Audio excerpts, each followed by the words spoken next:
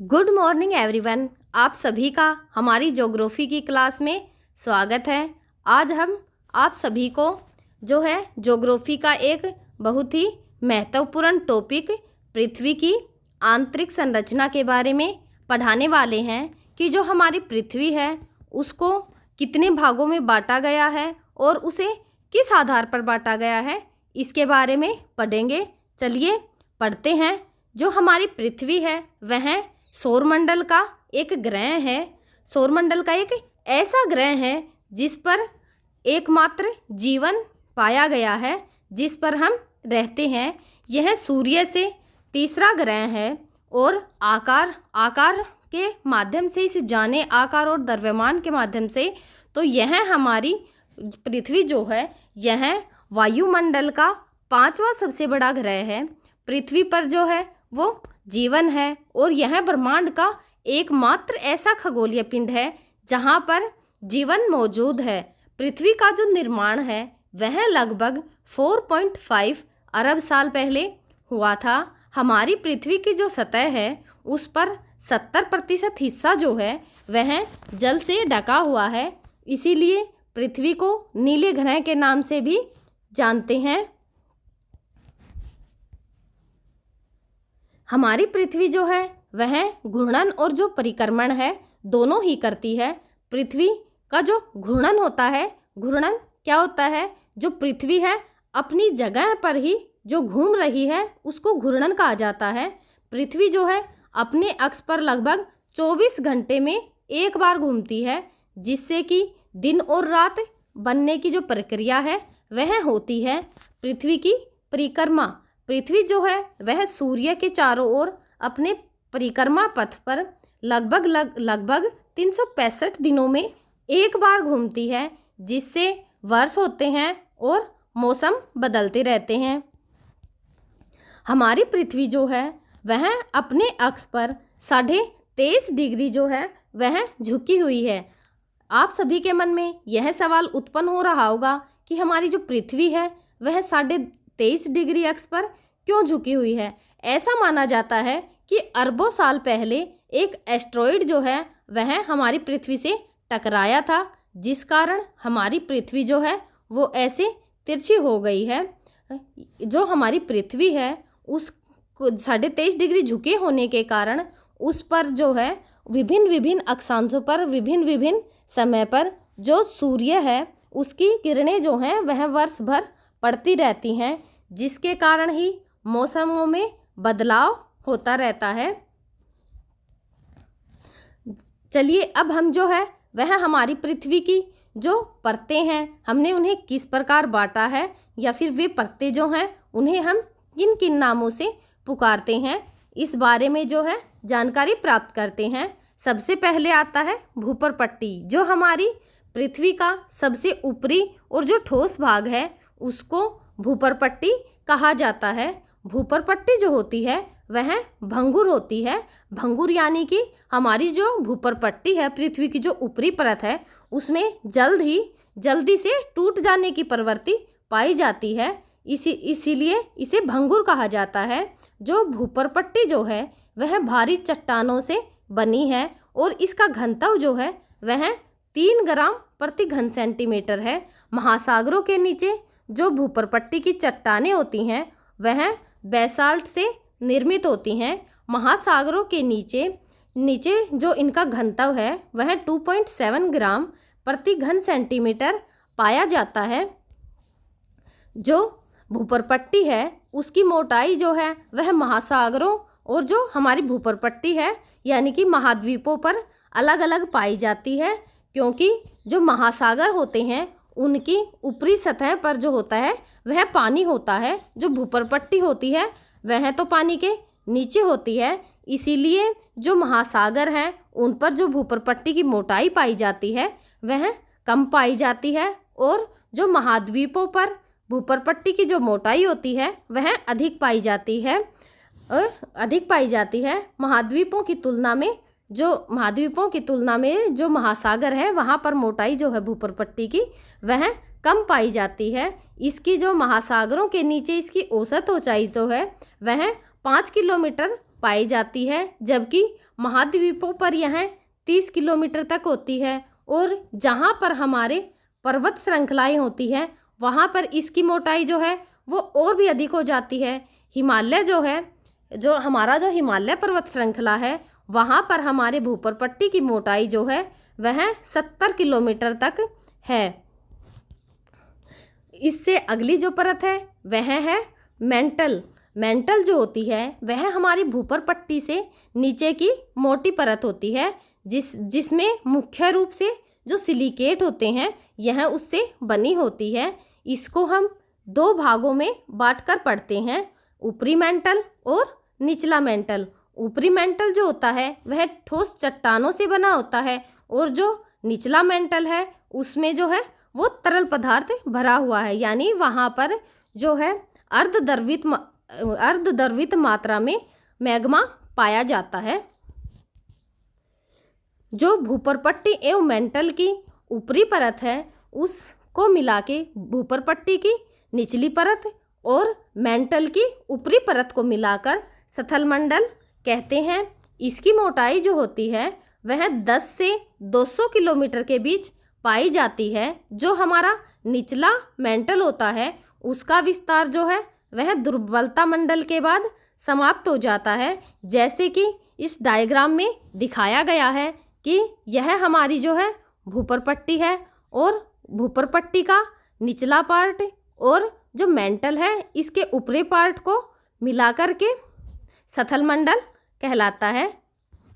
और जो हमारा क्रोड होता है वह ठोस और द्रवित दोनों अवस्थाओं में पाया जाता है। पृथ्वी की तीसरी परत, पृथ्वी की जो तीसरी परत है उसे हम क्रोड के नाम से जानते हैं। पृथ्वी की जो तीसरी परत है उसे क्रोड के अलावा कोर भी कहा जाता है। यह पृथ्वी की सबसे भीतरी परत है और इसकी जो मोटाई है वह लगभग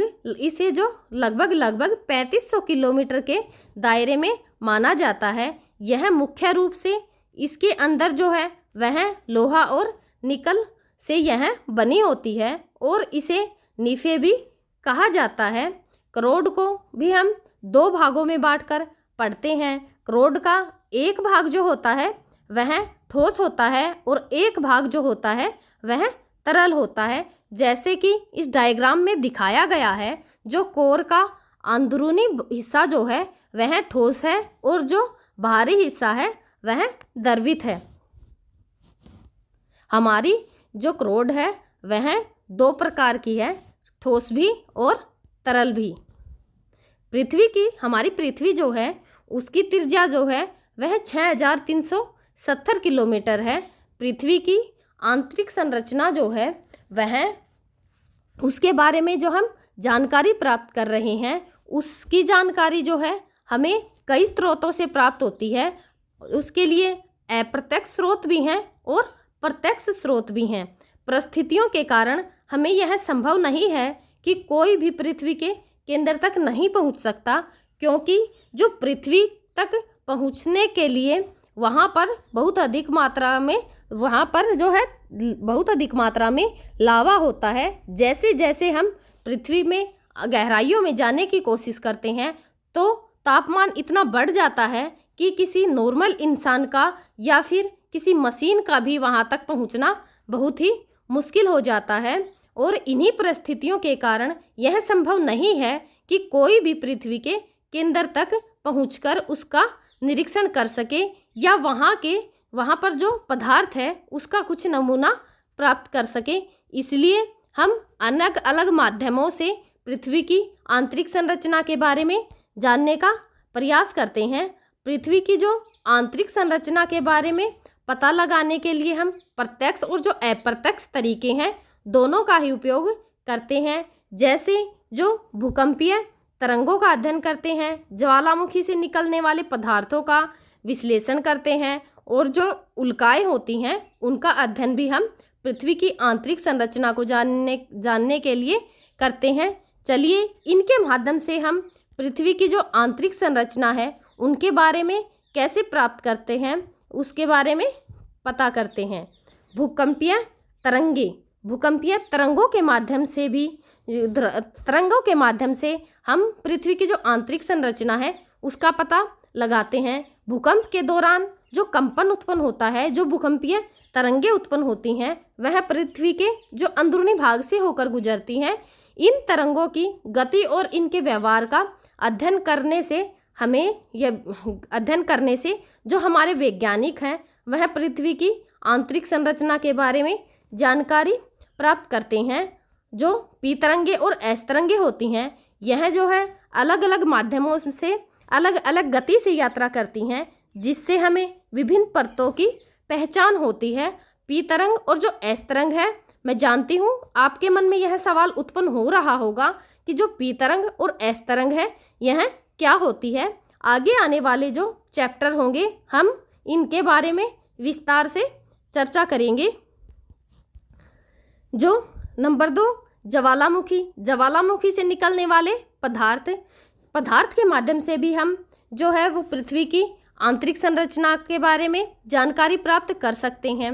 अब आप सभी के मन में यह जो है सवाल उत्पन्न हो रहा होगा कि जो हमारी पृथ्वी है उसकी आंतरिक संरचना से जो ये लावा निकलता है यह कैसे निकलता है। आ रही होगी ना आप सबके मन में यह बातें। ज्वालामुखी से जो निकलने वाला लावा है और जो गैस पृथ्वी के आंतरिक भाग से उठते हैं, इन पदार्थों का अध्ययन करके जो वैज्ञानिक हैं वह पृथ्वी के अंदरूनी भाग के तापमान और वहाँ के दबाव, रासायनिक संरचना के बारे में जानकारी प्राप्त करते हैं। जो ज्वालामुखी होता है, ज्वालामुखी क्यों आता है, जो हमारी पृथ्वी है वह जो है प्लेटों के ऊपर, जो हमारे महाद्वीप हैं वह प्लेटों के ऊपर जो है वो तैर रहे हैं। जो प्लेटें हैं वह जो विचरण कर रही हैं, कोई भी 2 प्लेट जो होती हैं वे जब भी एक दूसरे के आमने सामने आती हैं तो जो प्लेट हल्की होती है वह दूसरी प्लेट के नीचे प्रविष्ट होने लगती है, जिस कारण कि जो प्लेट होती है वह लावा में जाने के बाद पिघल जाती है। तो जो वहाँ पर लावा की अधिकता होने के कारण पृथ्वी की जो दरारें होती हैं, भूपरपट्टी की जो दरारें होती हैं, उनके माध्यम से वह हमारी भूपरपट्टी की सतह पर जो है लावा पहुँच जाता है। उस लावे से ही हमारे जो वैज्ञानिक हैं वह पृथ्वी की आंतरिक संरचना के बारे में पता लगा सकते हैं। जैसे अगर हमारे पास कोई डब्बा है, उसके अंदर क्या है, हम इसका पता कैसे लगा सकते हैं। अगर हम उस डब्बे को खोल के जो सामान उसके अंदर है उसको बाहर निकालेंगे तभी तो हमें पता चलेगा कि उसके अंदर क्या है। उसी प्रकार से जो ज्वालामुखी का लावा है वह बाहर आता है तो उसके माध्यम से हम जो है वह पृथ्वी की आंतरिक जो संरचना है उसके बारे में जानकारी प्राप्त करते हैं।